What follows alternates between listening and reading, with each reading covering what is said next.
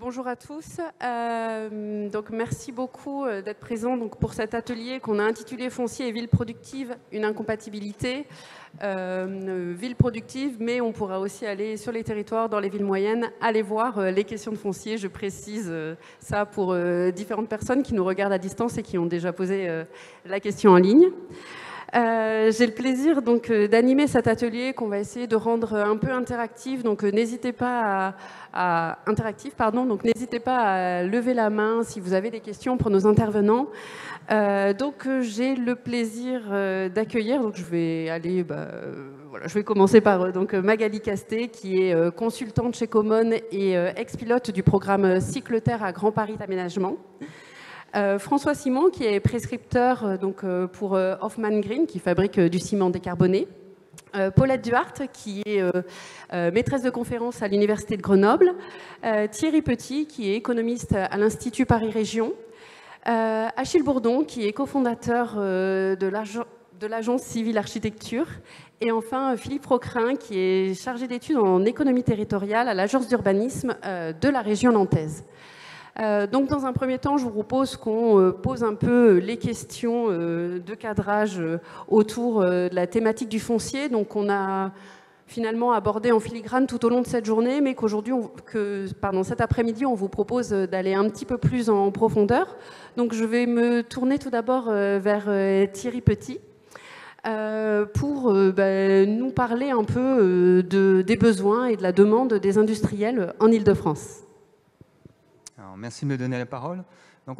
Nous avons, dans le cadre du projet PUCA, nous faisons partie en fait d'une des 9 équipes qui avons répondu et été sélectionnées, avec l'Université de Grenoble-Alpes et le CEREMA. Nous avons travaillé notamment sur la question de la demande des entreprises industrielles en termes de foncier d'immobilier. Alors, je vais le faire bref, je vais essayer d'être court. Je crois que j'ai 5 minutes, c'est ça. Il s'agissait en fait d'essayer d'identifier la demande très en amont. On a essayé de travailler à partir de sources un peu inédites, qui sont un cabinet de conseil qui travaille justement sur l'implantation d'entreprises et le conseil au territoire. Alors, nous avons essayé de travailler sur 5 ans pour avoir une masse suffisante, sachant qu'on avait des données un peu sur toute la France, mais on a essayé de se concentrer sur l'Île-de-France. On a 265 exemples d'implantation d'entreprises en Île-de-France à caractère industriel qui couvrent la période 2017-2021. Juste en préalable, on observe qu'en fait, au cours de ces 5 ans, il y a une relative progression du nombre d'implantations industrielles en Île-de-France. Donc ça veut dire que l'Île-de-France intéresse non seulement l'industrie, mais intéresse de plus en plus, ce qui est plutôt contre-intuitif par rapport à ce qu'on pourrait imaginer. Et le deuxième élément intéressant que je souhaitais partager, c'était le fait que en fait, les projets industriels que nous avons pu examiner dans le cadre de ces échantillons dont nous disposions montraient que le volume moyen d'emplois par projet avait doublé sur la période, était passé d'une 20aine d'emplois en moyenne à une 40aine. Alors, les résultats que je souhaitais tirer de cette... diapositive suivante, s'il vous plaît. Encore suivante. Voilà. Donc, le premier résultat que l'on peut tirer en fait, de cette analyse nous montre que les entreprises, en fait, avant tout, recherchent des locaux existants. C'est assez contre-intuitif aussi, puisqu'on a tous, j'imagine, en tête que les entreprises cherchent plutôt des terrains. La première information intéressante, c'est que finalement, la recherche de terrains purs est assez minoritaire dans la recherche que nous avons, encore une fois, pu identifier à travers l'échantillon dont nous disposions. Donc c'est à peu près 11% de la demande. La majorité des cas, en fait, les entreprises recherchent des locaux existants ou alors de manière indéterminée des locaux ou des terrains. Donc ce qui interroge aussi sur la question purement foncière, c'est-à-dire qu'on voit bien aussi que ça interroge sur le maintien d'espaces et de locaux pour l'activité existants déjà, pour permettre aux entreprises de pouvoir se localiser. Alors pourquoi elles cherchent des locaux par rapport à avoir des terrains, puisqu'on imagine l'industrie est une activité très diverse, on l'a vu ce matin, et donc avec des besoins très diversifiés. Et c'est vrai que les locaux ne sont pas toujours très adaptés à chaque activité. Donc, idéalement, les entreprises rechercheraient effectivement d'avoir des locaux adaptés à leur activité. Mais pourquoi elles cherchent finalement majoritairement des locaux déjà existants, c'est tout simplement parce que c'est ce qui permet de répondre le plus vite possible à leurs besoins. Donc c'est l'immédiateté. Ça, c'est ce qui ressort des entretiens qu'on a pu mener auprès des entreprises. Alors, le deuxième élément que je voulais partager avec vous, donc diapositive suivante. Voilà. Quand on regarde quel est le mode d'occupation que souhaitent avoir ces entreprises, on a une petite majorité sur la propriété et puis un tiers sur la location. Mais en fait, quand on regarde plus précisément, on fait le croisement entre quelle modalité d'occupation et quel type de bien recherché, là, on voit que quand il s'agit d'acquérir, enfin d'avoir un terrain, en fait, on est majoritairement 90% sur de l'achat. Par contre, quand on est sur des locaux existants, on est majoritairement, mais pas non plus totalement, enfin je veux dire à 56% certes, mais on n'est pas de manière si exceptionnelle dans la location.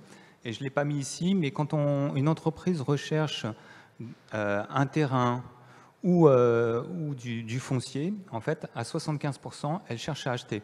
Et ça corrobore aussi ce qu'on a pu observer dans les entretiens qu'on a menés auprès d'entreprises, qui nous indiquent soit qui étaient déjà propriétaires de leur terrain et de leurs locaux, soit qui étaient locataires, mais qui avaient une aspiration à devenir propriétaires par la construction ou par leur achat des locaux existants.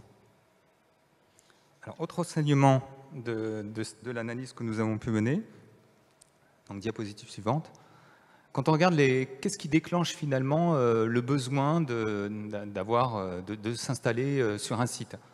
Alors, il y a deux principales modalités en fait de création d'un site nouveau, donc de nature industrielle.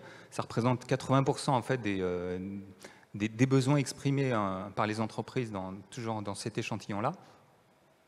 C'est d'abord la création d'un site industriel, c'est-à-dire qu'une entreprise qui en général est dans sa phase initiale, avait un siège sur lequel il avait, c'est ce qu'on a vu ce matin avec Kickmaker par exemple, où là elle était en phase de maturation. À partir du moment où elle va industrialiser, elle va chercher à créer un site industriel. Donc là on a une grosse partie de la demande. Et l'autre facteur déclencheur de création d'un site industriel, c'est quand on est en phase de transfert-développement. Et là encore, ça rejoint beaucoup ce qu'on a pu avoir lors des entretiens, c'est-à-dire que la grande majorité des entreprises qu'on a interviewées, et c'est plutôt une bonne nouvelle, nous disent qu'elles sont en phase de développement et qu'elles ont besoin de s'étendre, d'avoir de nouveaux locaux et éventuellement de nouveaux terrains. Donc c'est plutôt un signe très positif, je dirais, pour l'industrie, l'idée de la réindustrialisation, mais ça pose aussi bien sûr les questions derrière de comment on fait pour leur proposer tous ces nouveaux sites et ces nouveaux locaux. Autre élément, et donc une autre diapositive, quand on regarde le niveau de mobilité en fait, des projets dont il est question, c'est-à-dire la zone de recherche qu'ont ces projets, on constate que finalement, il n'y a que 21% qui se considèrent comme très mobiles, c'est-à-dire ayant un regard à l'échelle nationale. Donc là, encore une fois, mon propos est concentré sur l'Île-de-France. Donc ça, c'est des projets qui regardent toute la France, y compris l'Île-de-France. Et le reste des projets, en fait, sont des projets qui regardent principalement l'Île-de-France et éventuellement, dans 31% des cas, éventuellement les marges de l'Île-de-France, donc les territoires qui sont les départements en dehors de l'Île-de-France, aux marges de l'Île-de-France. Donc on voit bien qu'on a des projets qui sont finalement assez moyennement mobiles, voire peu mobiles, puisque tout ce qui est en marron, en fait, ça concerne uniquement l'Île-de-France. Donc là aussi, il faut avoir en tête qu'une grande partie des projets industriels sont des projets endogènes, ou en tout cas qui concernent principalement un territoire. Alors là, j'ai pris l'exemple de l'Île-de-France, mais on le voit aussi sur la région Valence-Romande, qui était un territoire sur lequel nous avons travaillé. Et donc, pour finir, dernière diapositive, là, on a fait un graphique qui montre concrètement quelles sont les demandes des entreprises lorsqu'elles cherchent à avoir du foncier. Donc, on est sur 80 exemples, puisque c'est les demandes qui concernent des entreprises qui cherchent du foncier ou des locaux. Et ce qui est intéressant de constater ici, c'est que finalement, l'essentiel de la demande porte sur des surfaces qui font moins de 2 hectares. C'est-à-dire que, en fait, la médiane, c'est-à-dire que la moitié de la demande porte sur des surfaces de 6 000 m² et moins. La moyenne donc voilà la moyenne, portent sur des surfaces de 20 000 m², c'est-à-dire 2 hectares. Et sachant que si je lis bien d'ici, 83% voilà, de la demande, en fait, porte sur des surfaces de 20 hectares ou moins, et le reste, ce sont des surfaces donc supérieures. Et finalement, il n'y a que 10% de la demande qui ne porte que sur des surfaces, même moins que ça, 7%, qui portent sur des surfaces de 10 hectares ou plus. Donc ça veut dire que finalement, les grandes surfaces demandées sont relativement exceptionnelles, sachant qu'on est sur une échelle de temps de 5 ans. Donc là, on a en fait 6 cas dans notre exemple, 6 cas de demande de recherche de terrain de 10 hectares ou plus. Donc ça veut dire en moyenne, toujours selon cet échantillon, une demande par an à peu près. Merci beaucoup pour cette présentation de la demande des industriels en Île-de-France. Je vous renvoie au document qui a été publié par Intercommunalité de France, auquel a participé d'ailleurs Nicolas Gilliot, qui travaille avec vous sur ce projet de recherche, et Lucas Chevrier, qui a présenté sa thèse juste avant cette séquence, et qui présente aussi les besoins des industriels sur la France entière. Donc, ce qu'on peut voir, c'est qu'il y a l'industrie en France, il y a une demande en termes de foncier. Mais, on le sait, il y a une raréfaction sur certains territoires de certains types de bâtis, de certains types d'espaces, alors même que l'industrie peut être fortement consommatrice d'espace. Donc je me tourne à présent vers Philippe Frocrin. Comment on peut analyser cette, d'une part, relégation de l'industrie en périphérie, raréfaction du foncier, comment on l'interprète et comment on peut l'intégrer à une politique industrielle ? Alors, merci de votre invitation. Je vous propose de prendre quelques minutes pour parler de ce sujet, de l'action foncière en faveur du maintien de l'industrie en ville, mais en l'abordant comme une politique industrielle à part entière. C'est bien une forme de soutien à l'industrie dont on parle au même titre que des aides à la modernisation des usines ou des aides à l'exportation. Il y a évidemment une dimension d'aménagement du territoire, j'en ai bien conscience, mais il me paraît crucial d'aborder ces politiques foncières aussi comme des politiques industrielles pour en apprécier la pertinence, pour en apprécier l'efficience et peut-être aussi pour, d'une certaine manière, clarifier le cadre d'action pour les pouvoirs publics. Alors, qu'est-ce qu'une, entre guillemets, bonne politique industrielle ? Donc, si je prends ma casquette d'économiste, en théorie, c'est simple. L'analyse économique standard nous dit qu'en gros, il y a deux conditions. Donc, il y a une première condition qui est que notre politique industrielle doit corriger une défaillance de marché. Alors, des défaillances de marché, il y en a de toutes sortes.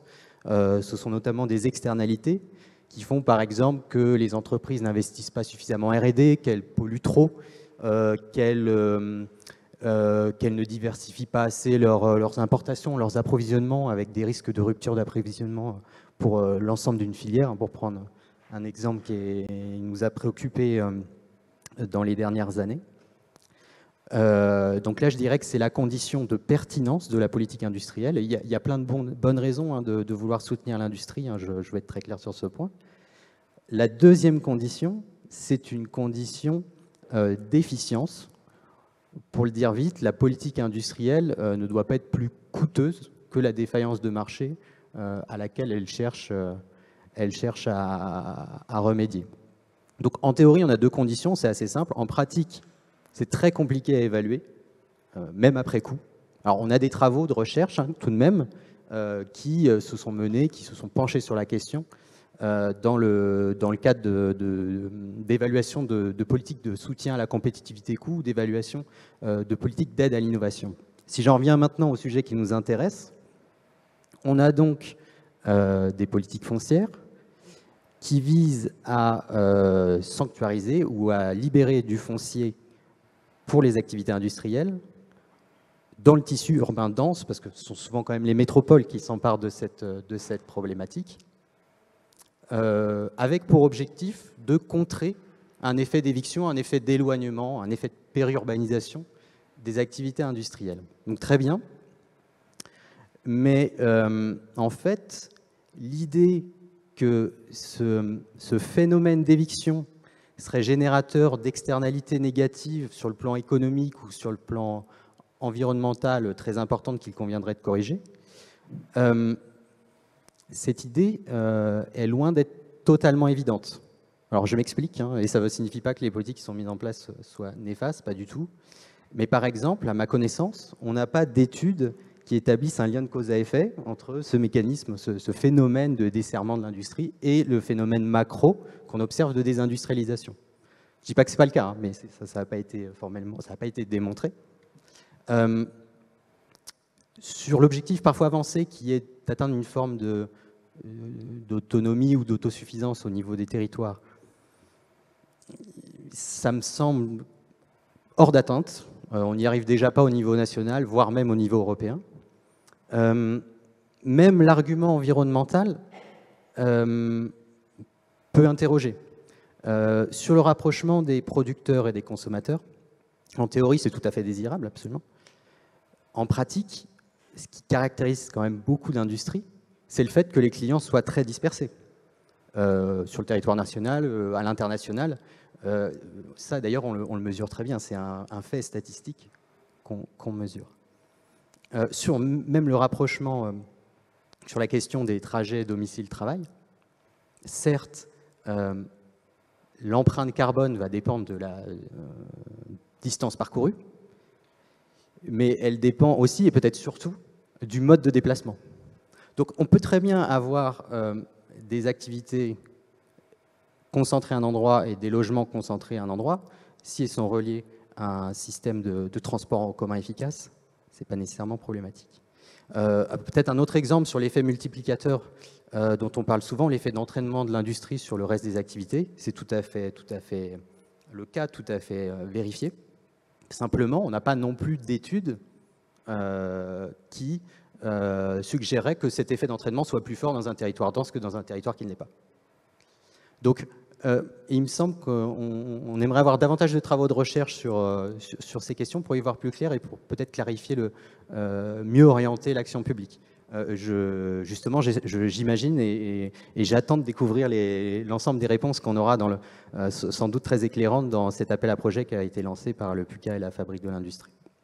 Alors peut-être donner, parce que le temps de la recherche n'est pas forcément celui de l'action publique, et très modestement, peut-être quelques orientations, quelques principes pour cette action publique.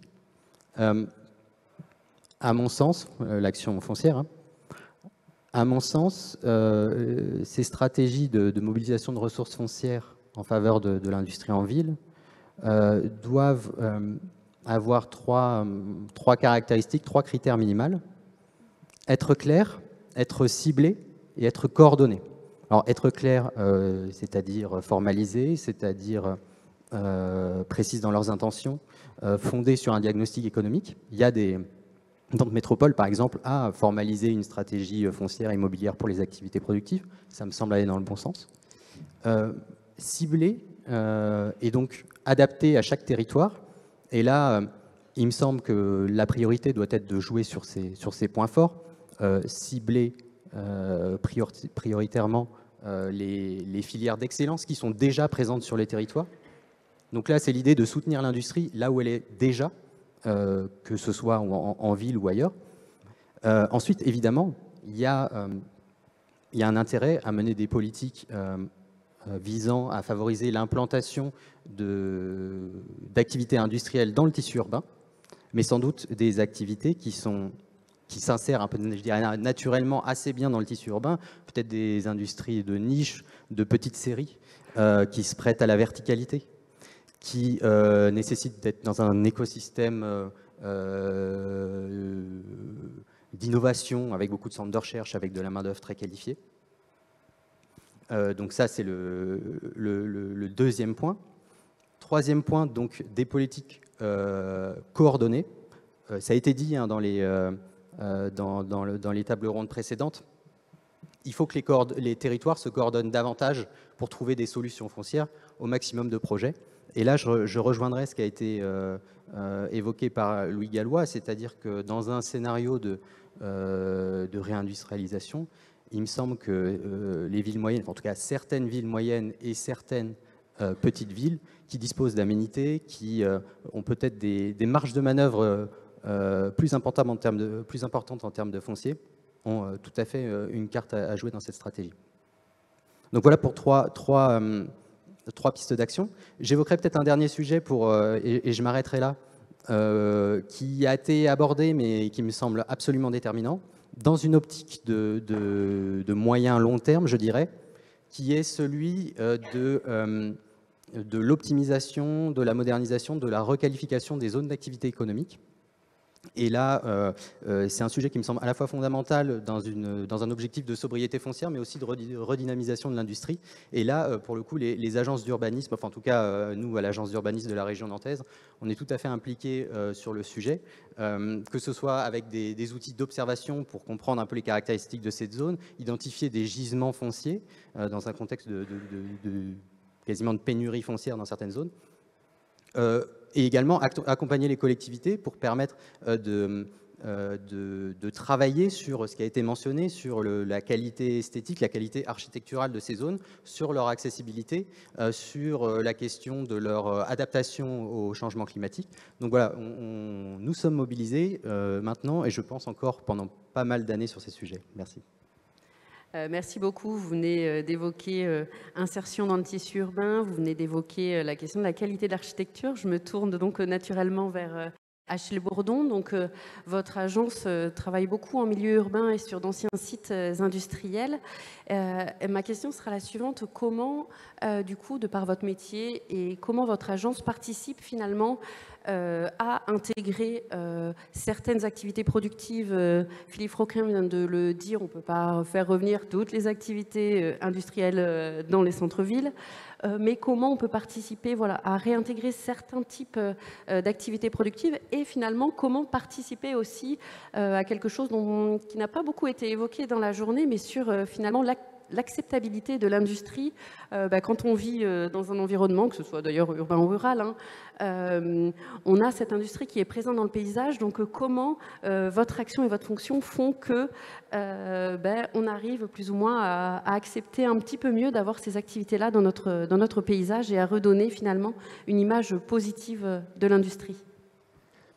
Alors bonjour à tous, merci beaucoup d'avoir proposé de venir contribuer à ce débat.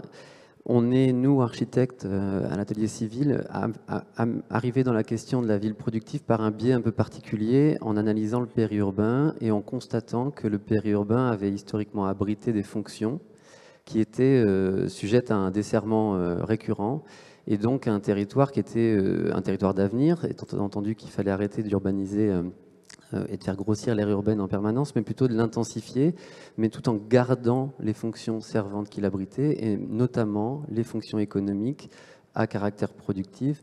Nous avons donc défini un peu la question de la production, les filières productives en tant qu'objet d'étude par rapport aux enjeux d'intégration, par rapport aux enjeux de forme urbaine, et intégrant la question industrielle. La question industrielle qui se conçoit par un espèce de maillage très hétérogène. Quand on parle de territoire productif, il y a différentes échelles, différentes filières, différents types de projets à accompagner pour les intégrer dans un système cohérent. Et donc civil signifie système ville, et on s'intéresse à intégrer les filières matérielles dans la ville, au premier rang desquelles les services industriels. Donc si on est un peu moins précis, nous on inclut aussi l'enjeu de la logistique du dernier kilomètre, l'enjeu du retraitement des déchets, et parce que l'industrie partage certaines conditions d'acceptabilité, certaines étiquettes avec ses fonctions. Puisque voilà, on est, nous, partis sur cette aventure de la ville productive très jeune, avec un paradigme un peu rénové, à l'urbanisme des boîtes à chaussures et des zones dans lesquelles étaient reléguées ces fonctions, était posé le paradigme du retour à la ville des fonctions industrielles au sens large, et donc sous des formes rénovées, puisqu'il n'était plus question de s'inscrire dans une espèce d'absence de contraintes, mais tout au contraire, venir réembrasser un champ de contraintes très fort pour installer des entreprises qui ont comme dénominateur commun, en parlant des services et de l'industrie, la question des flux matériels et du camion poids lourd, de cette de cette, a priori, contradiction entre l'apaisement urbain et puis la nécessité de faire circuler des flux pour accompagner des process de manufacture, de production en tout genre. Et donc, très vite, on s'est donc intéressé à la posture que devait avoir l'architecte dans ce jeu rénové, puisqu'il était question d'avoir affaire à des situations très contraintes et dans lequel la synthèse opère le principal chemin de réussite, c'est-à-dire la capacité de négociation entre des contraintes, des réglementations, des process, des enjeux d'intégration de qualité urbaine à préserver. Et donc, il se trouve on s'est épanoui dans l'idée de faire la synthèse de ce qui devient un espèce de champ de données très très variables à faire se correspondre en augmentant les valeurs d'usage de l'espace, en augmentant la densité des projets, on en parlera un peu plus tard, en valorisant leur capacité à ces projets à caractère industriel de nouer une relation d'échange, parce qu'un projet industriel, de notre point de vue, il est très important de faire la ville avec, de le concevoir comme un élément de l'urbain, avec un risque de nuisance, avec la question de ce que l'on accepte, ce que l'on a accepté, la nuisance automobile, la capacité de gérer le risque. On a eu des expériences malheureuses, mais il n'y a pas que Lubrizol, il y a aussi des boulangeries dans le 10e arrondissement qui explosent. Donc la notion de risque est à relativiser par rapport à des notions d'échelle et de contrôle. Mais, donc, et nous, ce qu'on constate, pour faire court, c'est que le positionnement de l'architecte, nous, on a dû monter en compétences pour accompagner des sujets d'intégration d'activités productives en investissant le champ de l'existant très fortement, tant dans la question des zones d'aménagement économique, les ZAE, à rénover, que dans la question des éléments construits à réadapter à des vocations productives. On a identifié un champ immense d'action de l'architecte avec un repositionnement sur la capacité de faire une itération plus directe entre le programme, le cahier des charges et les possibilités du site, du projet lui-même. Et ça, c'est fondamental parce que l'architecte s'est énormément installé dans une relation descendante où on reçoit un cahier des charges et on traduit par une forme, parce qu'on a été construit dans une relation à la programmation qui a été souvent comme ça descendante, et on a été obligé de réembrasser une capacité d'interroger les programmes face aux possibilités d'un site, aux difficultés d'acceptation d'un espace, enfin d'un process dans un environnement, à la nécessité de travailler sur des mutualisations et autres. Donc, tout ça, c'est un changement de paradigme assez profond pour nous architectes, et on a été obligé de redécouvrir le potentiel des activités productives aussi à faire symbole de résistance, à restituer au débat public à travers la concrétisation d'architecture, qui sont quand même le signe visible de ces fonctions invisibilisées par le fait qu'on les a rejetées dans les coulisses, dans des zones. On a souvent pas voulu tant contraindre l'industrie que véritablement la voir, dans la deuxième partie du XXe siècle en tout cas, alors que l'industrie avait fait partie du paysage social au XIXe siècle en installant une relation entre la ville, le travail, qui a eu tendance à s'abstraire un peu. Donc nous, on a réinvesti ce champ là, et en ayant une attention plus grande à la maîtrise d'usage. Et c'est ça, les projets industriels aujourd'hui, si je peux essayer d'être un peu synthétique, ils sont assujettis à une performance plus grande, tant en termes environnemental, je dirais, en tant que capacité de résilience, en posant la question de l'héritage après le process, puisqu'on a, on y reviendra, mais on a une question qui est nouvelle, qui est l'espèce de potentielle permanence qui est installée par des mécanismes de péréquation économique. Pour faire face aux fonciers chers, l'industrie se miniaturise et s'installe dans des situations de projets qui sont plus complexes, plus hybrides, plus enchevêtrés. On a parlé tout à l'heure de refaire les faubourgs à Bordeaux, de réinventer les faubourgs à Bordeaux pour réinstaller la production en proximité avec des tissus habités, ou différents types d'urbanisme, commercial, serviciel, économique, résidentiel. Et donc c'est tout à fait c'est tout à fait souhaitable, on le pense, puisque face à cette espèce de logique d'effacement qui caractérisait l'urbanisme productif, l'urbanisme économique au XXe siècle, avec la notion de zone, terrain nu, la notion de bâti léger, rez-de-chaussée, effaçable, la notion d'adaptabilité avec des besoins où en fait le parcours résidentiel d'une entreprise, il n'y a encore pas très longtemps, c'était acheter un bâtiment et son terrain voisin pour s'étendre. Alors qu'aujourd'hui, ça doit être pensé, on l'a vu avec Thierry Petit à l'instant, avec beaucoup d'entreprises qui sont locataires, désireuses d'être locataires plutôt que propriétaires, pour mieux accompagner leur croissance et faire effacer le prix du foncier qui devient insupportable. Donc tout ça, il y a beaucoup de choses foisonnantes, mais je pense que je consomme plus que 5 minutes. Merci beaucoup. Je vais prendre s'il y a des questions dans la salle sur ces premières interventions. Est-ce que vous souhaitez rebondir sur les principaux enjeux aujourd'hui qui sont posés à l'industrie en matière de foncier? Et est-ce que, voilà, entre la rareté du foncier, la hausse du prix du foncier, l'acceptabilité, est-ce que d'autres enjeux vous viennent à l'esprit pour faire avancer un peu ce débat aujourd'hui qui se cristallise beaucoup autour du zéro artificialisation nette?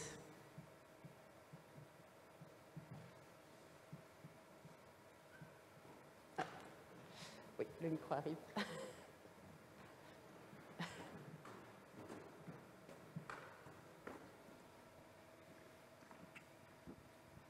Merci pour toutes ces informations très utiles pour mon chercheur que je suis dans un des programmes du PUCA. Je me posais une question déjà depuis ce matin et elle me revient en vous écoutant. Parce qu'on parle beaucoup de foncier. Bon, vous avez parlé de bâtiments justement où il y avait de la recherche de location pour gagner du temps, etc. Et en cherchant un peu dernièrement justement sur des sites de genre de plateforme pour trouver les locaux industriels, etc. J'ai vu qu'il y avait bureaux, logistique ou atelier entrepôt. Mais en fait, entrepôt, c'était des bâtiments, tous des bâtiments, en gros des murs, un toit, éventuellement des colonnes, mais pas souvent. Donc c'est comme si finalement il y avait un modèle standard de bâtiment qui était adaptable à n'importe quelle production. Donc est-ce que vous rencontrez ça? Est-ce que vous avez posé ces questions? Est-ce que finalement, quelle est la part de l'adaptation du bâtiment qu'on doit faire quand on le loue? Ou il suffit juste de poser ces machines et de mettre des divisions entre les chaînes de production, les ateliers. Et donc, du coup, la question suivante, c'était est-ce qu'on pourrait imaginer que des promoteurs qui se spécialiseraient sur les futurs bâtiments à inventer pour cette production urbaine industrielle pourraient concevoir des bâtiments genre standard où ce n'est pas imaginable parce que les processus productifs sont trop différents? Des bâtiments standards, mais sous une nouvelle forme que ces entrepôts, là, toits posés sur des murs. Merci. Achille Bourdon, peut-être? Je vais essayer de faire une première partie de réponse et mon voisin une deuxième. C'est une question fondamentale, la capacité de construire des immobiliers productifs en blanc. Il y a une immense problématique qui dissocie et qui empêche le champ de l'architecture d'être plus directement interpellé ces dernières années sur la question de l'immobilier productif, c'est sa décorrélation avec la temporalité des développements économiques. C'est extrêmement compliqué de connaître les capacités d'un immobilier à être approprié par des entreprises au moment où il est conçu, alors qu'il sera produit pour 3 ans après, et aucune entreprise ne sait identifier, ou très peu, savent identifier leurs besoins à horizon de 3 ans. Donc la question de l'immobilier générique, en blanc, enfin, tel que le vocabulaire dit qu'il est porté par les investisseurs sans le locataire qui va avec, c'est une question absolument centrale, mais qui trouve malgré tout sa réponse dans, comme le mix énergétique sur le séché de l'énergie, la diversité des offres à proposer. Il se trouve que la capacité d'accompagner le parcours résidentiel d'une entreprise, il était fondé sur un principe anciennement qui était ce que j'ai brièvement évoqué, le foncier avec sa réserve foncière et une capacité d'étendre le bâtiment qui était propriété de l'entreprise. Si on parle le principe que l'économie de la fonctionnalité nous dicte, de savoir de plutôt louer le bâtiment, et c'est le trajet que font certaines entreprises. La solution devient de pouvoir s'étendre sur les locaux voisins qui seraient peut-être redistribués au sein de plusieurs locataires. Mais en tout cas, il est difficile de concilier une capacité d'évolutivité des bâtiments lorsqu'ils sont dans une forme cristallisée au centre de l'urbain, de la même manière que l'on faisait évoluer les bâtiments prêts à effacement dans les zones d'activité. Toujours étant qu'il y a des possibilités pour accompagner cette solution qui serait de proposer à l'entreprise de migrer vers une offre plus adaptée ou de travailler sur du multisite. C'est comme ça aussi que beaucoup d'entreprises en ville ont fonctionné pour se maintenir et faire face à des besoins qui étaient évolutifs. Il y a la capacité d'analyser l'optimisation des process, c'est-à-dire un vrai problème, c'est comme dans le logement, quand on a un logement qui est trop petit, on ne peut pas supporter d'attendre d'avoir les moyens d'aller transiter vers un autre logement très longtemps parce qu'on est dans un logement très contraint. Une entreprise, si elle est, il y a des possibilités de densifier le stock avec des systèmes verticaux, il y a des possibilités de densifier le process qui sont souvent observables et la capacité d'adaptation des process d'entreprise sont très grands, à mon avis, dans beaucoup de cas, pas toujours, mais dans beaucoup de cas. Et donc, il me semble que ce qu'il faut surtout, c'est multiplier l'offre de locaux diversifiés avec une capacité de transfert de l'entreprise, mais dans un périmètre qui est celui de la localisation de sa main-d'œuvre. Ça, c'est donc l'équation absolument. On ne peut pas apporter la réponse très vite, mais voilà le problème. L'immobilier en blanc ne peut être pensé que sur des standards qui ont du mal souvent à correspondre à la diversité des besoins. Le parcours résidentiel est certainement la clé. Ça suppose une offre locative suffisante pour accompagner ça et que les entreprises ne soient pas trop pressurisées sur leurs locaux pour qu'elles ne basculent pas d'emblée dans un mode extrêmement optimisé d'utilisation de l'espace. Voilà, c'est ce que je peux amener comme élément en tout cas. Non, pour compléter aussi, moi je voulais donner deux exemples qui peuvent aussi éclairer sur ces processus. À Lyon-Paris, donc il y a le projet Usine et autour de l'usine 4.0. Alors c'est une expérience exceptionnelle, on va dire, mais il se trouve qu'ils disposaient d'une halle de 10 000 m² qui n'était pas utilisée. Et donc, en fait, ils ont accueilli une start-up à l'époque qui s'appelle Symbio, qui fait des piles à combustible, de mémoire, qui a pu occuper progressivement l'ensemble du bâtiment au fur et à mesure de sa croissance. Donc là, on a un exemple assez intéressant, finalement, d'occupation temporaire qui s'inscrit dans son parcours, finalement, résidentiel.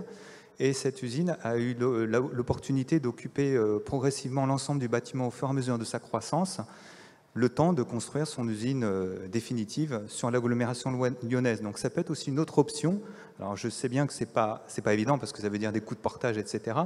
Mais d'avoir aussi la possibilité comme ça d'occupation temporaire. On le voit dans d'autres sites où des entreprises peuvent, dans un premier temps, croître sur un lieu et puis ensuite occuper plus définitivement, on va dire, un lieu qui est plus approprié à leurs besoins.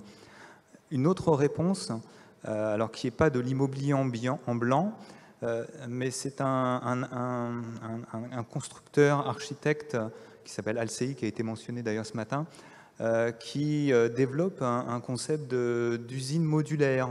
L'idée, c'est en fait de faire en sorte que le site, une fois construit, puisse être transformé.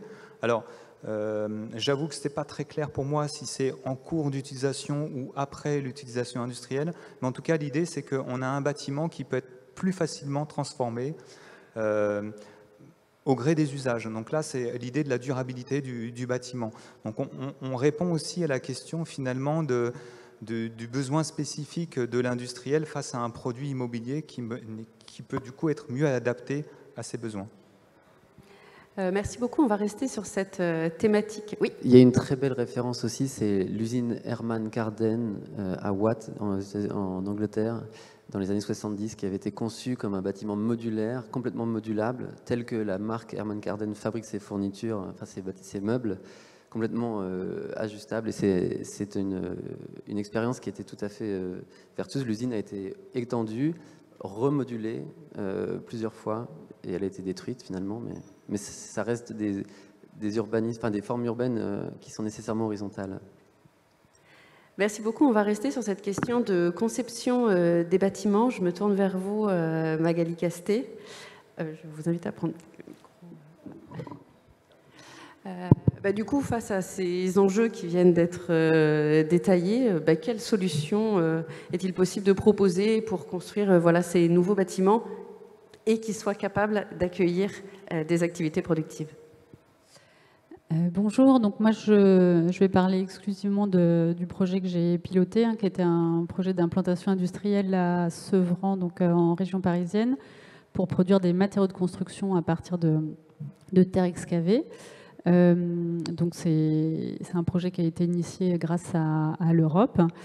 Donc il y a eu 2 temps en fait dans ce projet en termes de foncier. Le premier temps, tel que c'était prévu dans la candidature initiale, c'était de s'embarquer dans un projet d'aménagement et donc de pouvoir s'implanter au sein d'une ZAC pour pouvoir récupérer les excavations, en l'occurrence du métro du Grand Paris qui s'implantait au sein de la ZAC, et de pouvoir construire la ZAC, une partie de la ZAC en tout cas, avec ces matériaux.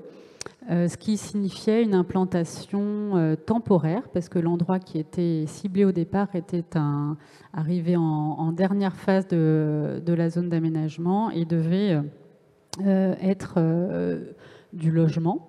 Et donc la fabrique de matériaux pouvait s'implanter pour une durée de 8 ans en début de projet. Et donc c'était une conception qui a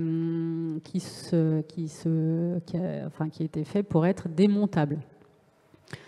Donc, quand on démonte un site de production, on perd forcément une partie en le remontant, parce qu'on peut récupérer tout un tas de choses, mais il y a aussi tout un tas de choses qu'on perd, notamment toute la partie préparation du terrain qui est perdue. Les dalles aussi sont perdues. Donc, d'un point de vue économique, c'était pas tout à fait simple. D'ailleurs, les financeurs ne nous suivaient pas. 8 ans, ils disaient que c'était pas assez pour rentabiliser. Finalement, ça ne s'est pas fait, non pas pour la question économique, mais bon, pour d'autres raisons. Et du coup, le nouvel emplacement a été un emplacement hors ZAC, cette fois-ci pérenne, donc qui a été trouvé grâce à la ville, on y reviendra après, qui avait une taille 3 fois moindre.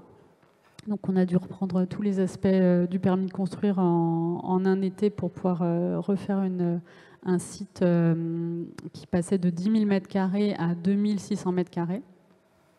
Et donc il y a eu un travail de conception, alors pas que de la conception, mais il y a eu une partie externalisation avec un partenaire qui s'est intégré dans le projet, mais aussi un travail très fort sur la conception pour arriver justement à faire rentrer, là pour le coup, de manière ultra optimisée, avec les zones de circulation qui étaient aussi les zones de stockage, et qui d'ailleurs du coup sont le point faible de cette implantation, parce qu'il y a extrêmement peu de stockage, donc avec éventuellement des possibilités d'aller en conquérir dans des installations existantes à côté.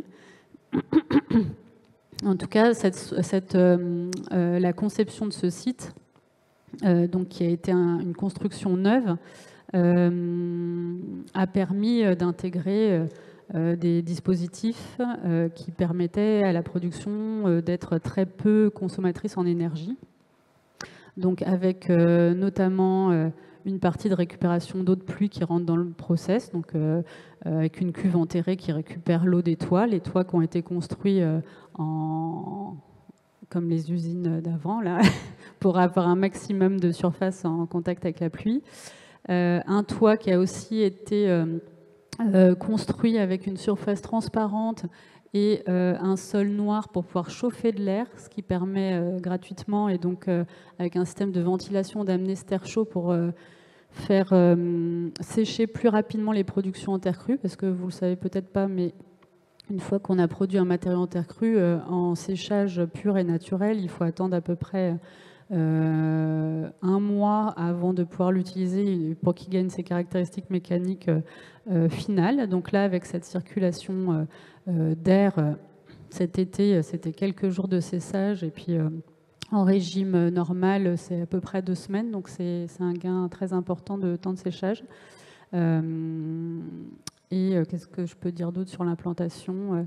Et oui, dans ce que je voulais dire, c'était qu'il y a une attention extrêmement forte à la beauté du site.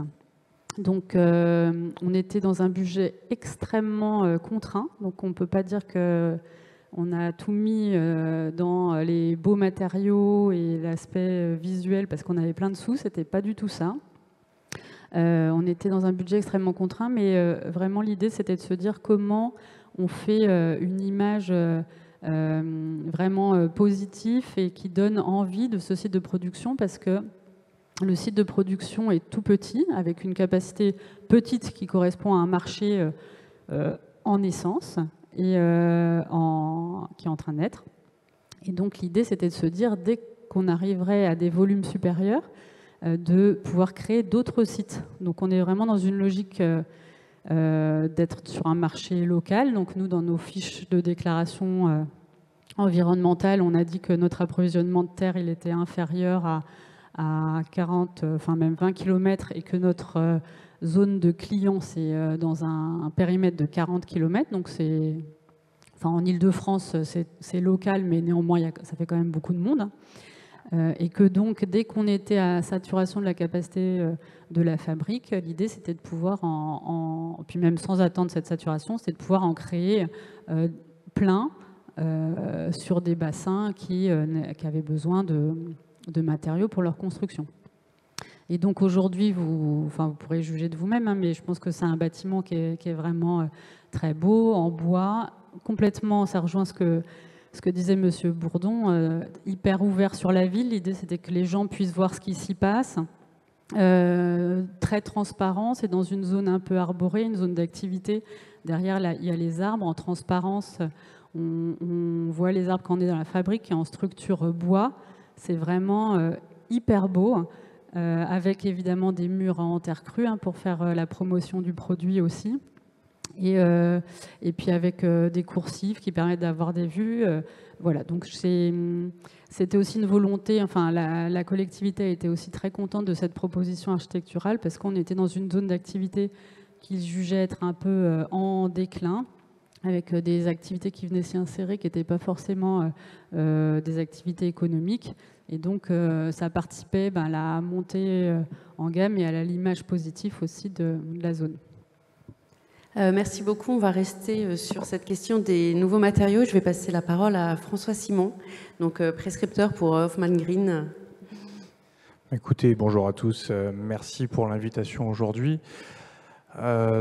Écoutez, moi je vais vous parler de ciment et donc de béton. Je représente aujourd'hui un industriel, Hoffmann Green Cement Technologies.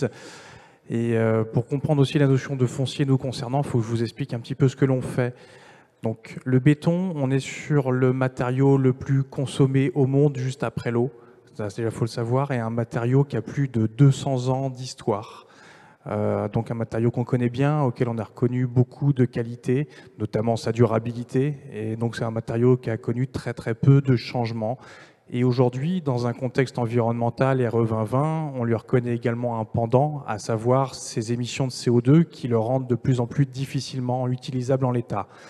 Et donc dans un pays comme la France, où on a quand même énormément d'entreprises qui ont développé un gros savoir-faire autour de la mise en œuvre du matériau béton, il était important de pouvoir réagir et ainsi donc proposer de nouveaux ciments pour rendre le béton de nouveau, je dirais, éco-compatible. Donc pour comprendre la différence entre le ciment traditionnel et ce que nous on va produire, je me propose de vous faire un bref rappel de ce qu'est le ciment traditionnel. Certains ont peut-être déjà pu visiter une cimenterie traditionnelle. Je ne vais pas vous faire un cours magistral, rassurez-vous. J'en ai ni le temps ni la vocation. Mais le but vraiment, c'est bien marquer la différence. Donc quand on parle de ciment traditionnel, on va parler de ciment Portland, un matériau qui est essentiellement constitué de clinker. Le clinker, c'est la raison d'être du cimentier, c'est ce qu'il fabrique depuis 200 ans.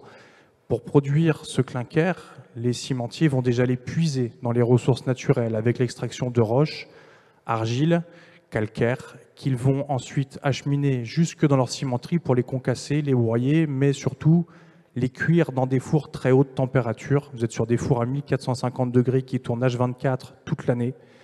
Et finalement, ils vont rebroyer ces roches cuites pour obtenir ce fameux clinker. Et ce qu'il faut savoir, c'est qu'à chaque fois qu'un cimentier produit 1 tonne de clinker, grosse maille, il va produire 1 tonne de CO2 en parallèle. Voilà, vous avez un ratio qui est considérable. Donc chez Hoffmann, on n'a pas souhaité simplement limiter l'impact CO2 d'un ciment traditionnel, on a fait vivre une véritable révolution à ce matériau. Le terme peut paraître fort, mais vous allez voir qu'il est réaliste puisqu'on est sur une innovation en rupture technologique. Aujourd'hui, Hoffmann, on est le premier industriel au monde à avoir développé des ciments sans clinker. Donc depuis 200 ans qu'on vous parle ciment égale clinker, aujourd'hui nous on fait du ciment sans clinker. Et donc ça va nous donner lieu à plusieurs choses, bien évidemment par quoi on va remplacer ce clinker. Nous, nos technologies vont être basées à 80-90% sur des déchets industriels. Donc on vient amener cette notion d'économie circulaire, de recyclage, de préservation des ressources naturelles. Donc ces produits arrivent, ces coproduits, ces déchets arrivent sous forme de poudre dans notre usine pilote qui est basée en Vendée, hein, parce que comme ça a pu être cité tout à l'heure, Hoffmann Green est une industrie sortie du giron vendéen, donc territoire très, très dynamique s'il en est. Et donc on a ces déchets qui arrivent chez nous sous forme de poudre, mais à cette étape-là, nous n'avons encore que des déchets. Il fallait pouvoir les activer et nous allons les activer sans recourir à aucune étape de chauffe, puisque nous avons développé un système d'activation à froid qui consiste finalement à mélanger à ces déchets en poudre d'autres poudres qui vont être des activateurs et suractivateurs, de telle sorte qu'en bout de ligne, nous obtenons des ciments qui vont redonner lieu à des systèmes de liaison pour après générer donc des résistances, des fluidités qui nous permettent après de formuler des bétons comparables aux bétons formulés avec un ciment traditionnel. Sauf que on va avoir chanté vraiment tous les marqueurs d'un ciment traditionnel. Donc Hoffmann, c'est une histoire assez récente, ça a démarré fin 2014, ça a été la rencontre à ce moment-là de deux personnes très différentes. David Hoffmann, qui est un chimiste, qui est à l'origine de cette aventure, qui a rencontré Julien Blanchard, qui lui est un entrepreneur vendéen, quelqu'un qui a cru dans cette aventure, qui a fait une levée de fonds de 75 millions d'euros, ce qui a permis à l'aventure industrielle de démarrer, à David Hoffmann déjà de passer sa recherche et développement à un autre niveau que le fond de son garage où il a démarré, et aussi de pouvoir entamer l'aventure industrielle. Et donc, l'aventure industrielle a commencé en Vendée avec notre usine pilote que l'on appelle H1, qui est une usine que l'on se plaît à qualifier d'usine 4.0. Pourquoi ? C'est quelque chose d'extrêmement important pour nous parce que on a développé aujourd'hui déjà 4 technologies de ciment différentes, mais qui sont toutes articulées autour d'un même cahier des charges, à savoir limiter l'impact CO2 du ciment avec un objectif minimum de diviser par 4 les émissions de CO2 par rapport à un ciment traditionnel, préserver les ressources naturelles en travaillant avec des déchets, puisque pour produire 1 tonne de clinker, il vous faut finalement 1,3 tonne de roche, 1,3 tonne de ressources naturelles que l'on va déjà économiser. Et dernier point de notre cahier des charges, c'est de favoriser une économie locale et circulaire en implantant des sites de production répartis un peu partout sur le territoire. Et c'est là le sujet un petit peu de la journée. Pour pouvoir s'implanter un peu partout, il fallait devenir une industrie désirée par les territoires. C'est déjà quelque chose qui n'est pas spécialement évident, on a pu le voir aujourd'hui, mais encore plus que lorsque vous parlez d'industrie du ciment. Et c'est pour ça que Hoffmann, on va encore là aussi fortement différer du schéma traditionnel d'une cimenterie, puisque si un jour vous êtes amené à venir visiter notre usine pilote, nous n'avons plus rien à voir avec une cimenterie traditionnelle. Vous voyez, nous n'avons pas de four, nous n'avons pas de cheminée, nous ne produisons pas de déchets, nous n'avons pas de bassin de décantation parce que nous n'utilisons pas d'eau. Par contre, nous mettons en place des trackers solaires qui permettent de nous fournir jusqu'à 50% de nos besoins en énergie. Et ça aussi, c'est un thème qui a été abordé rapidement aujourd'hui, mais le risque de l'industrie par rapport à la flambée des prix de l'énergie, Hoffmann, on se positionne comme étant extrêmement résilient là-dessus, puisque nous, l'énergie ne représente que 2% de nos structures de coûts. Et surtout si on compare par rapport aux cimentiers traditionnels qui, je vous le rappelle, font tourner des fours à 1450 degrés toute l'année. Donc voilà, on a un système qui n'a absolument plus rien à voir avec les cimenteries traditionnelles. Et donc c'est comme cela aussi, en plus d'avoir une technologie très verte, puisqu'on va diviser par 4 les émissions de CO2, mais on a éliminé la majorité des nuisances liées à l'industrie du ciment telle qu'on la connaît. C'est ce qui nous permet aujourd'hui d'être désirés vraiment par les territoires. On a donc on avait notre usine pilote, je vous l'ai dit, qu'on a montée en 2019, qui est un schéma très classique d'usine horizontale avec bande convoyeuse et autres, qui prenait que 6 000 m² pour pouvoir s'implanter, capacité de production de 50 000 tonnes à l'année. Et dès maintenant, on est en train de finaliser le montage de notre deuxième usine, modèle définitif que l'on va dupliquer par ailleurs, pour lequel on va encore optimiser cela, puisqu'on va réduire d'un tiers l'emprise foncière. Nous n'avons plus besoin que de 4 000 m² pour nous implanter, mais nous allons multiplier par 5 notre capacité de production. Nous allons être sur des usines à 250 000 tonnes par an, ce qui permet de fournir environ 800 000 m³ de béton. Et pour ce faire, nous sommes appuyés sur la verticalisation, puisque nous avons monté une usine de 70 mètres de haut, intégralement montée avec nos ciments. Vous voyez, tout ce modèle, éviter les nuisances, véritablement limiter l'emprise foncière, c'est ce qui va nous permettre de pouvoir nous implanter partout, de rendre nos technologies disponibles en étant au plus près des besoins, mais également au plus près des industries dont on vient recycler les déchets, et donc aussi permettre aux autres industriels de s'implanter en leur proposant des bétons qui seront élaborés à partir de ciments fortement décarbonés. Merci beaucoup. Donc, vous venez d'évoquer face... d'une part, la transition énergétique qui est censée être enclenchée depuis un petit moment maintenant et la crise énergétique plus récente, on peut faire appel à des nouveaux matériaux. Et puis, à l'instant, vous venez d'évoquer la verticalisation dont on entend souvent parler lorsque l'on parle notamment de villes productives. Donc, je me tourne vers Achille Bourdon. En quelques minutes, comment, du coup, la verticalisation peut être une solution, notamment... face aux contraintes ZAN?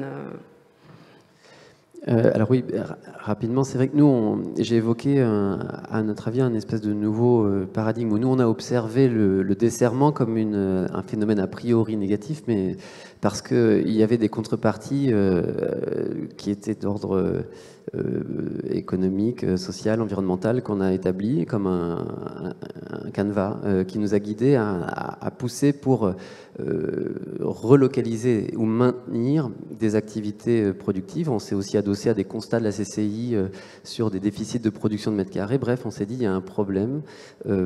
Les entreprises productives sont éjectées parce qu'elles ont une forme urbaine incompatible avec les valeurs foncières des métropoles. Et c'est un phénomène qui est quand même qu'on peut analyser partout.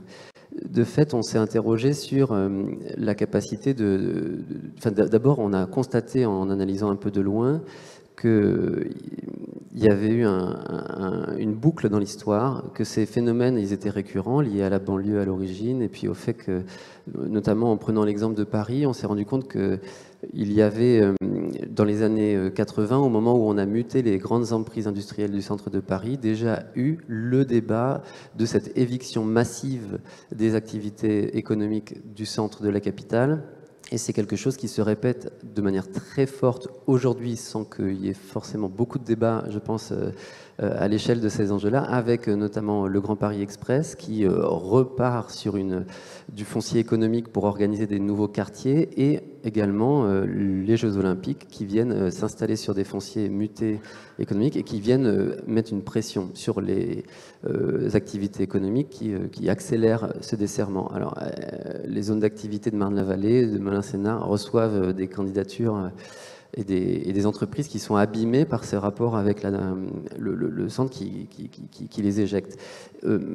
Ça appelle une forme de réponse, et nous on s'est interrogé à ces mécanismes pour déverrouiller la verticalisation et l'intensification des activités productives. On s'est intéressé à découvrir les modèles du passé avec une recherche, et la ville de Paris dans les années 80 que je citais a installé une politique industrielle qui était basée sur un modèle dit suédois à l'époque, où on verticalisait les zones d'activité, ce qui était en fait assez précurseur et qui aujourd'hui, de notre avis, devrait être re-questionné, réinterrogé en tant que politique publique volontariste et forte, permettant de contrecarrer le mécanisme du marché qui évacue les entreprises à caractère productif.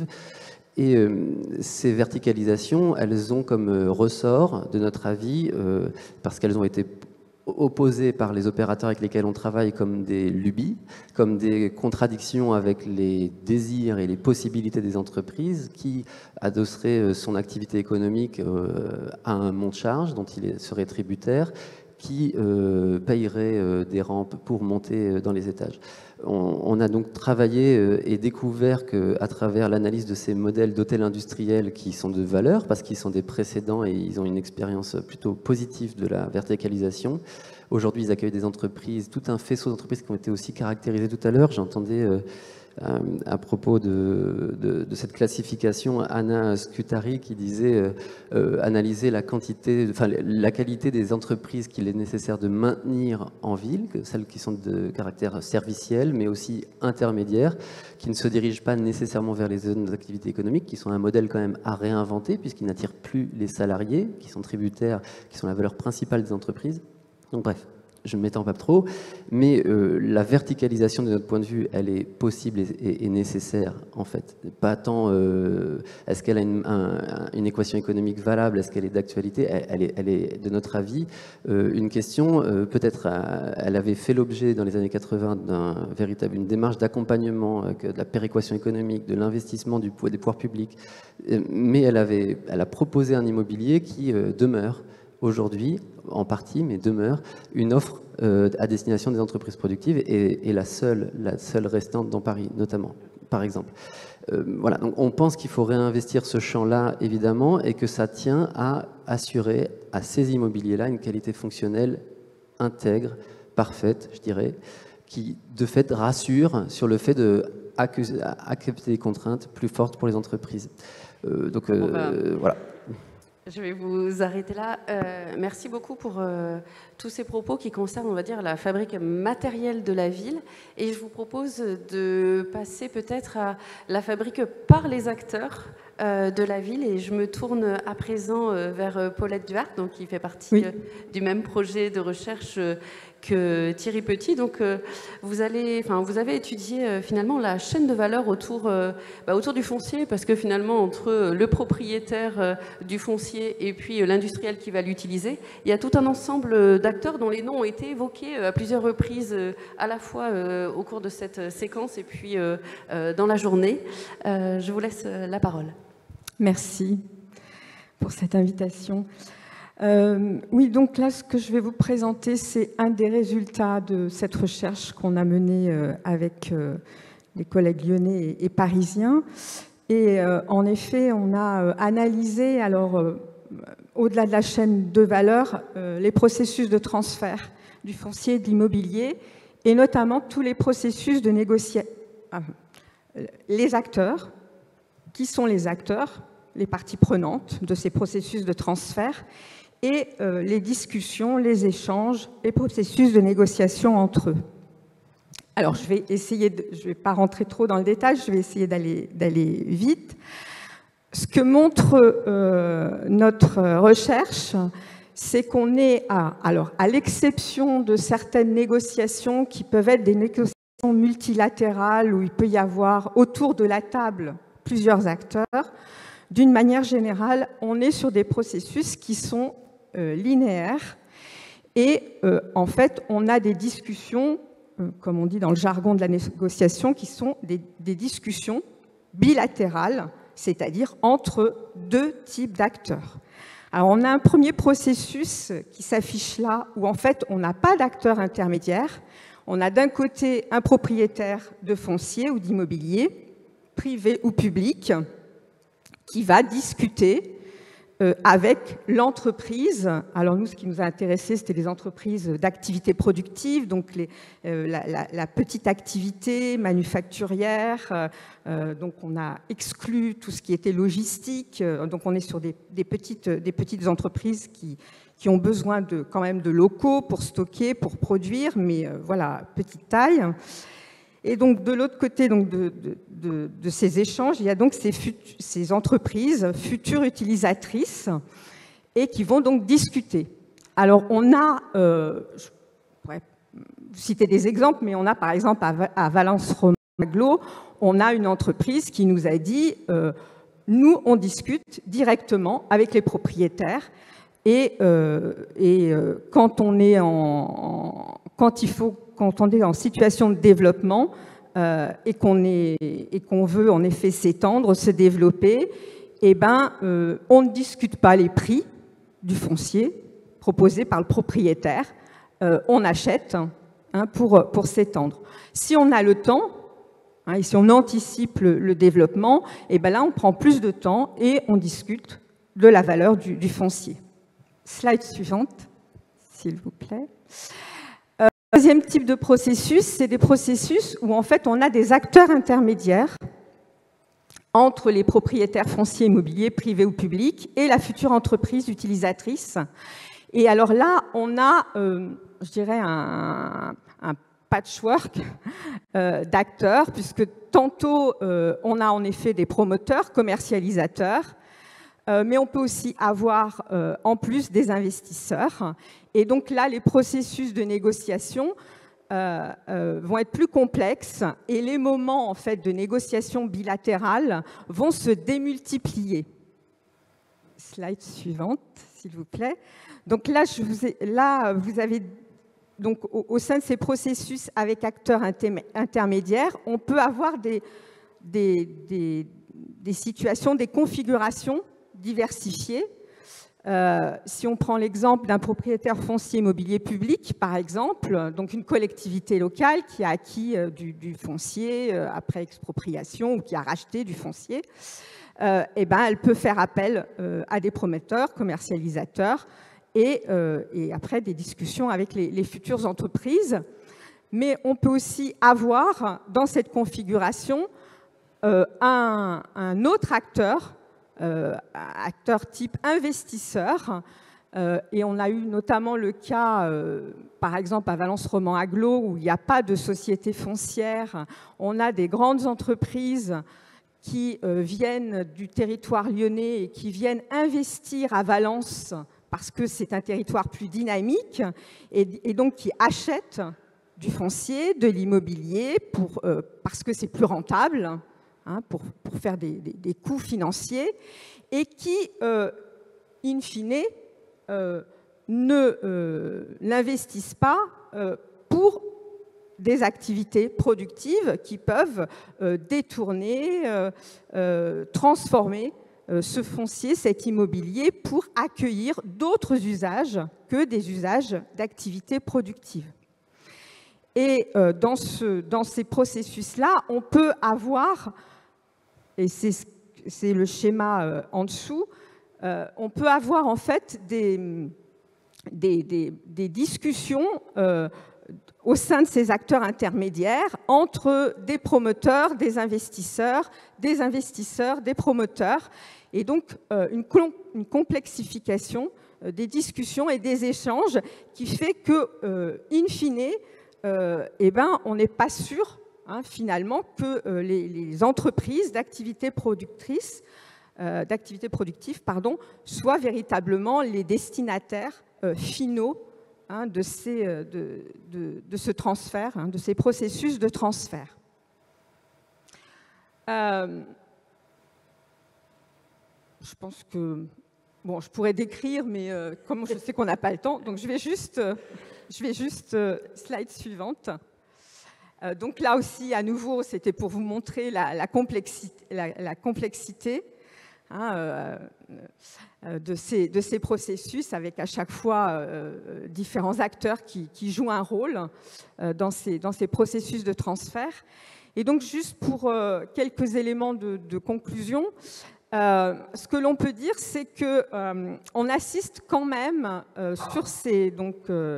on a investigué 3 territoires, donc Valence Romand Agglo, Est Ensemble, Boucle Nord de Seine, donc 2 territoires en Île-de-France. Et ce que l'on voit quand même, c'est une tendance à la multiplication des acteurs intermédiaires et d'une certaine manière, alors une déconnexion progressive entre l'offre et la demande foncière et immobilière des activités productives. Ce que l'on voit aussi, c'est que finalement, les entreprises futures utilisatrices sont très tributaires en fait, des intérêts et des exigences des acteurs intermédiaires. Vous l'aurez compris, ces futures entreprises, en fait, elles n'ont pas le choix quand elles ont en face d'elles des acteurs intermédiaires. Elles sont quelque part obligées de négocier avec elles. J'ai en exemple à Valence Romand Agglo, dans le cadre de la politique de zone d'activité économique mise en œuvre par l'intercommunalité. Sur certaines zones d'activité, l'intercommunalité a imposé un promoteur, un commercialisateur, et les entreprises qui sont demandeuses de locaux, de fonciers, sont obligées de négocier avec ces acteurs intermédiaires. Donc, quelque part, elles sont tributaires des exigences et des intérêts de ces acteurs intermédiaires qui représentent d'autres acteurs. Et le fait d'avoir affaire à ces acteurs intermédiaires, elles ne sont pas sûres d'être destinataires de l'offre. 2 autres points, et je terminerai là-dessus. Il y a de plus en plus une délégation du foncier, de l'immobilier, par la puissance publique, notamment à d'autres acteurs et à des acteurs privés. Et l'apparition ou le développement de l'acteur privé type investisseur fait qu'on a une financiarisation progressive du foncier et de l'immobilier productif. Et je vais me permettre de rebondir pour donner la parole à Magali Casté. Donc effectivement, on observe cette délégation du public vers du privé, mais aujourd'hui, les collectivités ont été beaucoup représentées dans cette journée d'études. Quel rôle on peut donner aux collectivités territoriales ? Alors, dans le projet Cycloterre, ça a été prépondérant, le rôle de la collectivité. Déjà, comme je vous le disais, c'était un projet européen, donc c'était un fonds qui s'appelait Urban Innovative Action, qui avait dit que c'était la collectivité qui devait porter le projet et être responsable vis-à-vis de l'Europe de la bonne mise en place, parce qu'ils avaient identifié que c'était vraiment auprès des collectivités, au final, qui avaient le plus d'idées d'aménagement et de développement sur les sujets, là en l'occurrence de transition écologique et d'économie circulaire. Et donc, ils souhaitaient vraiment que ce soit un portage de collectivité. Donc là, c'était la ville de Sevran. Et par ailleurs, sur la question du foncier, donc là, on était dans un cas d'une ancienne ville industrielle. Sevran, il y avait beaucoup d'industries jusque finalement assez récemment, jusque dans les années 90. Mais on peut dire que finalement...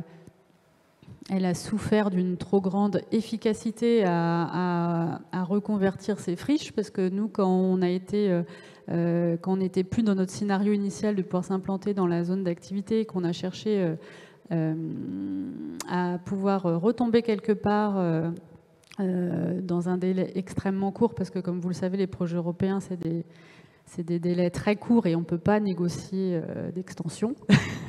Donc là, on a cherché désespérément où est-ce qu'il y avait un vieux bâtiment qui restait pour qu'on puisse aller s'y installer très très vite. Bon, il n'y avait plus rien. Tout avait été reconverti, renaturalisé, voilà, donc il n'y avait plus rien. Et heureusement, la ville avait quand même des tout petits bouts de foncier. Donc là, en l'occurrence, on allait se mettre dans le jardin du pôle emploi de Sevran. Voilà, donc, et heureusement, la ville avait cette maîtrise foncière. Donc, par rapport à ce qui vient d'être exposé sur les intermédiaires très très longs, voilà, là, on a pu se repositionner en un mois, quoi. Donc, grâce aux services de la ville qui connaissaient parfaitement leur territoire, qui savaient où c'était, etc., plus bénéficier de conditions de bail amphithéotique, donc sans devoir acheter le terrain, ce qui rendait le projet d'installation de fabrique impossible s'il avait fallu acheter du foncier. Donc là, rôle absolument prépondérant.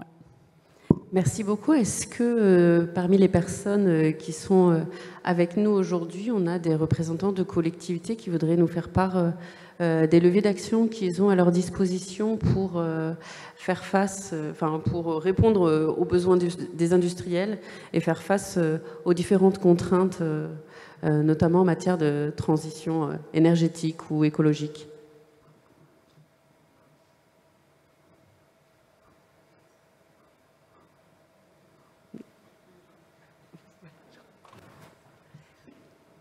Oui, Thierry Petit.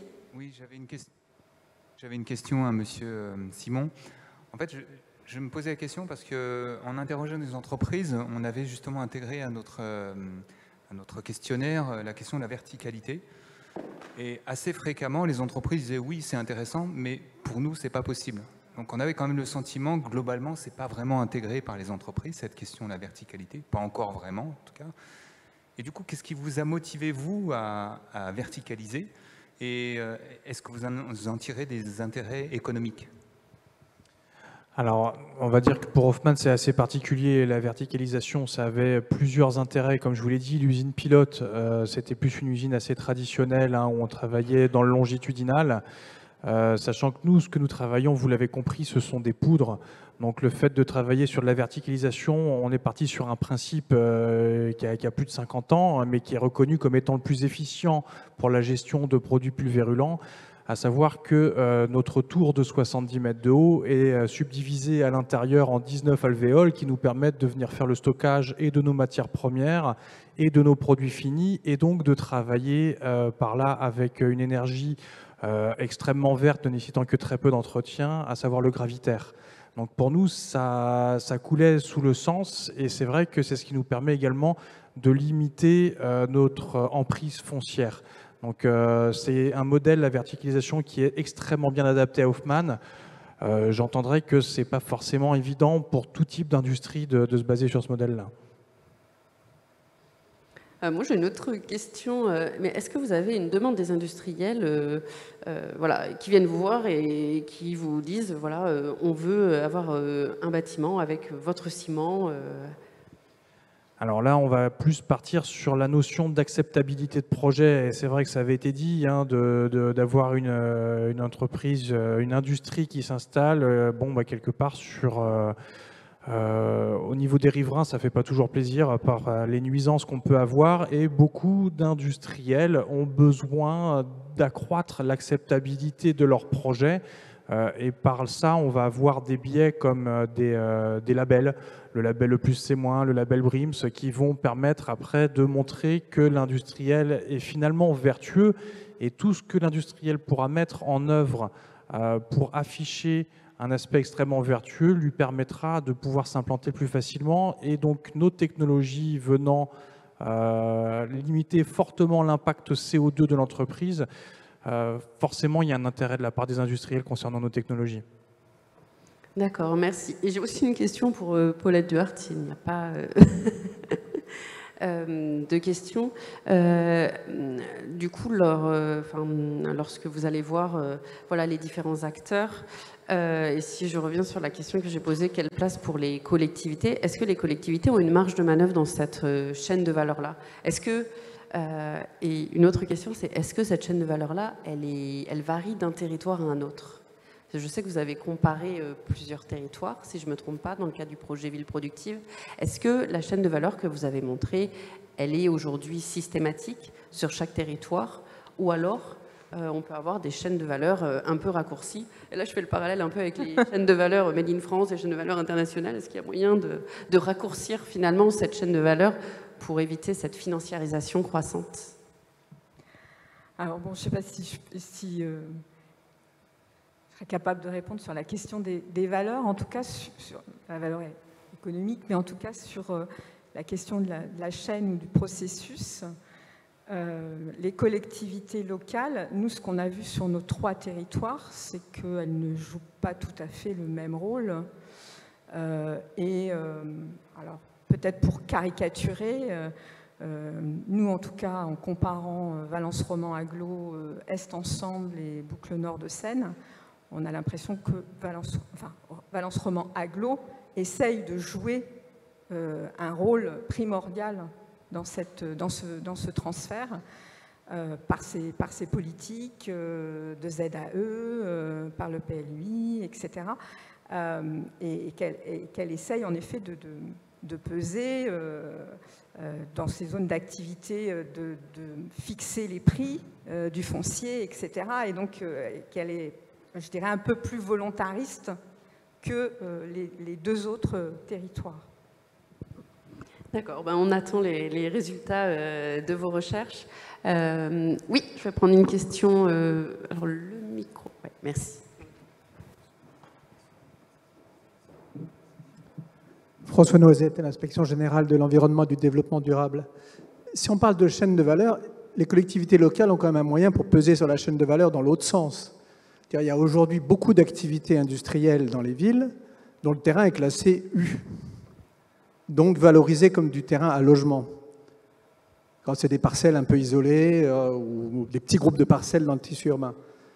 Avoir le courage de les reclasser industrie avec des prescriptions spécifiques pour faciliter le stationnement des camions, éviter que quand un petit industriel a un camion par semaine, il est obligé de faire une zone de retournement et tout le bazar sur sa parcelle, peut être un moyen de peser très lourdement sur le foncier.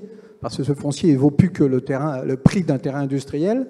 Et donc, oui, on n'y fera jamais de logement, mais ça permettra peut-être aussi d'éviter les coûts de transformation de ce terrain en terrain à logement, avec la dépollution et tout le reste. Là, je trouve qu'on n'a pas beaucoup parlé économie, argent depuis ce matin, et il y a des vrais outils aujourd'hui pour peser sur ce coût du foncier. Commencer par ne pas dépolluer les terrains industriels existants pour y maintenir de l'industrie. Parce qu'il faut beaucoup moins dépolluer pour maintenir de l'industrie que pour transformer en logement ou en crèche. Et ces dépollutions sont toujours payées par le public. Oui, Thierry Petit. Non, pour réagir à ce que vous venez de dire, effectivement, quand on regarde, je reprends l'exemple de Lyon-Paris que je citais ce matin, tout à l'heure, pardon.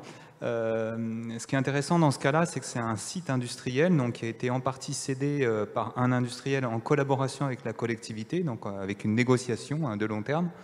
Et ce qui est intéressant, c'est que la collectivité a bien fait comprendre à l'industriel dès le départ, mais même déjà il y avait un intérêt à l'industriel aussi à conserver une vocation industrielle, c'est-à-dire qu'il n'y a pas un changement de destination. Et on voit bien que quand les acteurs locaux sont prêts à tenir la vocation initiale, à ce moment-là, le terrain, il peut rester à vocation industrielle. Il y a d'autres exemples en France où, pareil, les élus ont été tenus fermes face aux demandes des propriétaires. Et d'ailleurs, parmi les acteurs du foncier, il y a aussi les industriels eux-mêmes qui cherchent à valoriser au maximum leur terrain quand ils sont en train de le vendre. Il ne faut pas non plus avoir une vision angélique, c'est-à-dire que certains industriels sont eux-mêmes les acteurs du renchérissement du coût du foncier. C'est une réalité. Donc à partir du moment où la collectivité est ferme sur la destination et le non-changement de destination, forcément ça calme le jeu.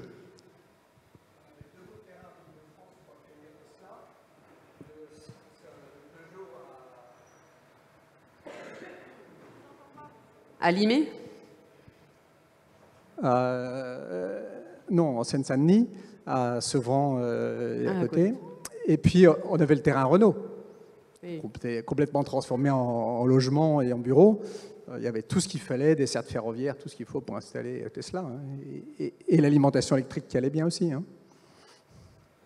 Mais bon, ça, c'était des vieux choix. Mais on a encore beaucoup de grandes emprises industrielles qu'on pourrait conserver, même si c'est pour les utiliser dans 25 ans. Très bien. Merci beaucoup. On va s'arrêter là puisque je sais que l'autre atelier a terminé également. Merci beaucoup d'être resté jusqu'au bout de la journée et merci beaucoup à l'ensemble de nos intervenants.